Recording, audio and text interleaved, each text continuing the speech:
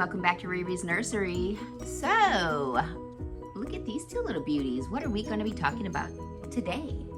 Yeah, well, happy Sunday. And let's get into this discussion, shall we?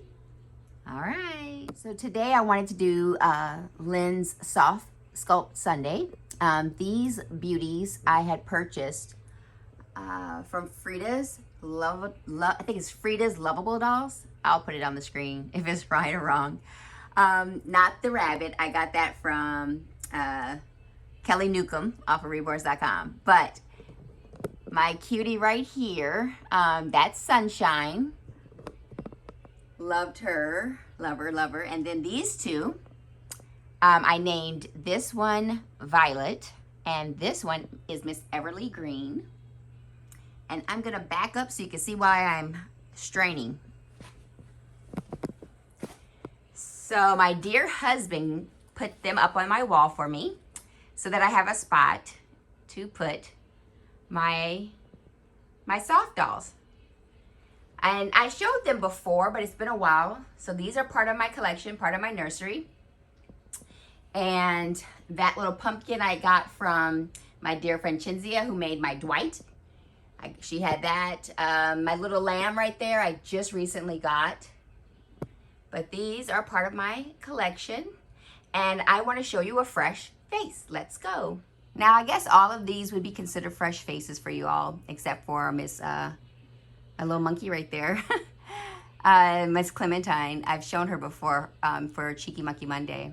But these two soft sculpts are ones I've never shown. This is Tiberius.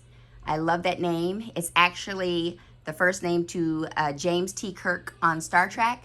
I love Tiberius, and so that's Tiberius. And actually, obviously, it's not his first name, but he was named after his father, who was Tiberius. So he got his middle name. So I love Tiberius. Then this is Miss Tilly. She got her name because of the color she's wearing. I said, oh, that's teal. So I'm going to make her first name Tilly. And then I got these cute, this right here is, these two are from Paradise Galleries, the dog and the cat. Love them. I wanted to see how they were. So I ordered both of them and I love them. I didn't order the whole set because it wasn't something I really wanted to go into. And then this little dog is actually one of my American Girl dolls. It belonged to one of them. So I keep it over here. And then as you can see, that little blue keychain thing, I got that from the Kansas Doll Show. And so I keep them on this shelf. And here are all of my COAs. COAs are in there. And let me show you something else. Let's see what's next. Okay, so we're back with these two little beauties. So I want to officially say happy Sunday, everyone. I hope everyone's having a good weekend. And I know I'm excited to start the week off. And I decided today I wanted to do my soft sculpt, since that's what Lynn does on Sundays, and incorporate and show you my soft dolls, and also introduce these two. Now, these two are my only two Cabbage Patch dolls that I own. When I was a kid, I was a Cabbage Patch fanatic. So my mom, I had a ton of them, and I love Cabbage Patches. As I gotten older, I didn't collect them for myself or for my kids. For my little ones, I just got them baby dolls, but I still have a soft spot for Cabbage Patch dolls. So when we started our journey as foster to adopt parents or foster parents, I never thought about the day of adoption, when that day would come. So when our little girl, because we wound up adopting 2 boys and 2 girls. So with our daughters, I had the tradition I started was with my first one, which was by chance that we were in Target, my husband and I saw this doll. And I thought she was gorgeous. And the dress that I had bought for my daughter for her adoption day were these colors exactly. And so I said, oh my gosh, this would be so perfect to have her for her day as her gift. Now, mind you, yes, it's her gift, but it stays in my room until she's old enough to appreciate that gift.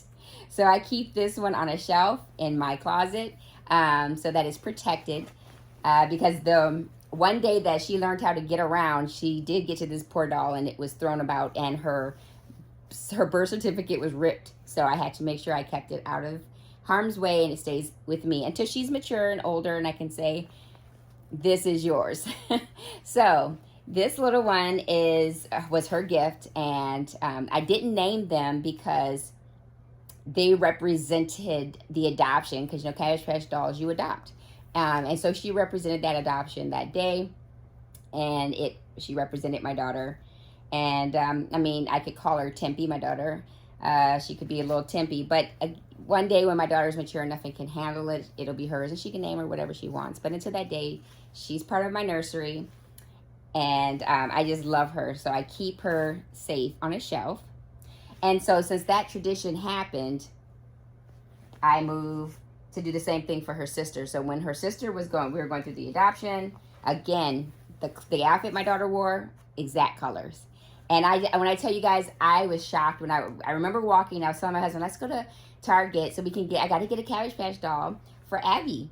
And when I saw this one, I was just like, oh my gosh, babe, the colors, it matches her dress that I picked for her adoption day. And so as long as you guys can realize, like, these colors are what my babies wore for their day for adoption. And so this is for Miss Abby, and this is her Cabbage Patch, and the same for her is what we're gonna do. But so excited that that this was a tradition that I did for my girls as a special keepsake of the day of when they were adopted, and officially, or legally, because they were always mine, but legally they were mine, was on their adoption day, and this is what similar to what they wore. Now for my sons, what I did for them was I had a book made that they could read. And so I had bought a book, and it talked about the day they were adopted, and I had that for them. My girls got the dolls, and the boys got some books. I wanted to show you, so since I had mentioned I had gotten books for the kiddos, I wanted to show you the books. Now, because I could not just let the girls have all access to these dolls, they were, they saw that Tempy saw that her brothers had books, and so she's like, why do they have a book? I want a book too. So I went ahead and had books made for the girls, and I want to show you their books. So my oldest boy, out of my 4 little ones, I have 7 kids all together, but out of the 4 little ones, my oldest is Oliver. This is the book I had made for him. I got this off of Shutterfly. Love it. They, as you can see, Shutterfly. They make cute little kids books. They'll put their names in it. I love it. And then and then you can make it any way you want. Choose the books. Now the history behind his name, because we'll go to my second oldest, which is Long, and you'll see he's Long the second. So he's named after my husband. My husband's first name is Long. He's Vietnamese, and it's actually Lom Nguyen. That's how you say the name. And so my son is a junior, but if we knew that Mr. Oliver was going to be officially ours, mind you, he was already born in my heart, but with foster care, you got to be mindful that the plan is never to adopt. It's always to reunify a family. That is the whole purpose of foster care. But unfortunately, there are times when that doesn't happen. So with Mr. Oliver, we were told, no, the case plan does have to go to adoption. Well, when that happened, I was like, oh my gosh, Mr. Lom had already, Lom Hai is what we call him, because in Vietnamese, the number 2 is Hai. So this is Lom Hai. And so Mr. Lom was already the second after his father. And I was like, oh my gosh, so what are we going to do? And I thought about it. So I went to my oldest and I asked him, I said, would you be okay if we give your middle name to your brother?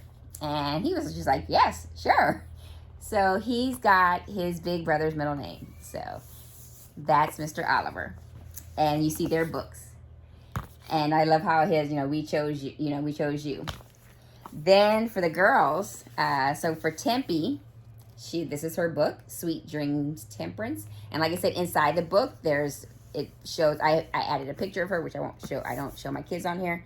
And then it has their name spelled out, and it's all in there. And then we did Abby.